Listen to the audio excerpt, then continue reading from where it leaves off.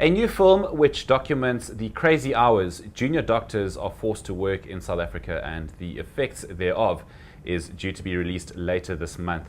Producer and director Francois Val is in studio with us to tell us a bit more. Francois, thank you very much for coming in this morning rather, and apparently you're a chartered accountant. Yes, by trade. Right. What got you, first of all, into filmmaking? Well, Nick, it's always been a passion of mine to get into the industry, into the creative and the artistic world. I've never really felt the strongest pull in the financial world, but always after hours been working at projects, been working at scripts or proposals for reality shows and things like that. And when my wife got a job in KZN, we decided to move. I started my own thing on the sideline, financial consulting. It allowed me much more time to focus on one or two of these projects and proposals, and actually got a lot more time to focus on it and manage to complete it at the end of the day. Well, then as a result, the topic, I guess, is clearly close to home. One of the characters, I believe, is a relative of yours. So what else sort of drove you to sort of expose the conditions that these doctors are working? Well, it's exactly that. You know, my wife is a doctor, my brother, my father-in-law. So I know firsthand what these doctors go through, physically, emotionally, what toll it takes on them and their relationships. And it's always interesting to find the general public ask the same questions. So the film is about exposing the working hours, but also just answering all the questions people might have on the medical industry. And also to campaign for better working hours, and also just to create a great story. I mean, a film or a documentary is not there just to depress people with facts, you know. You need to want to watch something that's entertaining. People only watch a movie maybe once a month. So they want to sit down and enjoy what they're watching again. So showing the 5 culturally different doctors racing against time from the start of the day to the end of the day, till lunch next day, and then just how they're coping with it and how the sleep deprivation affects their stress, the mood, the actual treating of patients. So that's why I wanted to create the film. Okay, so the documentary aptly called Documentally.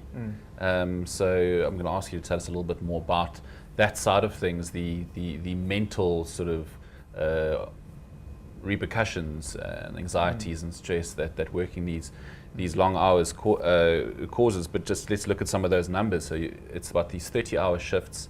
There's about 5,000 junior doctors.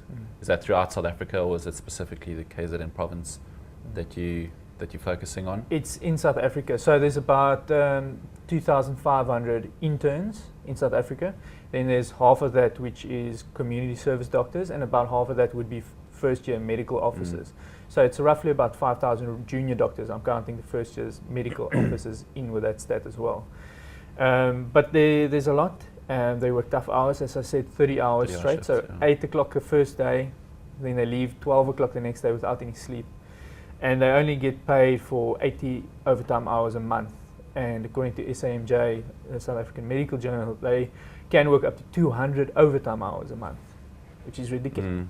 I mean, you can just imagine what must go through your mind and just how it affects your work personally. It's hectic. Yeah. So without giving too much away, just tell us a little bit more about these 5 characters that you've chosen in the film. It takes place at the Ngwelezani Hospital in Mpangeni, so a government hospital. And what sort of cases are they attending to? I mean, what kind of patients are involved? I'm very excited about the characters. It's 5 culturally different characters. So we've got a Xhosa, Zulu, Afrikaner, English, and an Indian guy. Different. It's different male. backgrounds. Yeah, different. It's male and female. So it's different disciplines within the hospital as well. So you've got orthopedics, you've got pediatrics, you've got surgery, casualty, and emergency medicine. So it gives a real insight into everything in the hospital. And I chose the 5 cultures because I want everyone in South Africa to be able to relate with at least one of the characters. And they're remarkable.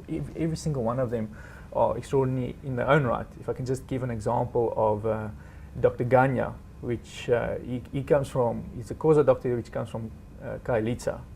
Now, him and his twin brother graduated last year from Stellenbosch. They won the Emeritus Awards for exceeding under difficult circumstances. I mean, his mother is a domestic worker and his father is homeless, or not homeless, jobless.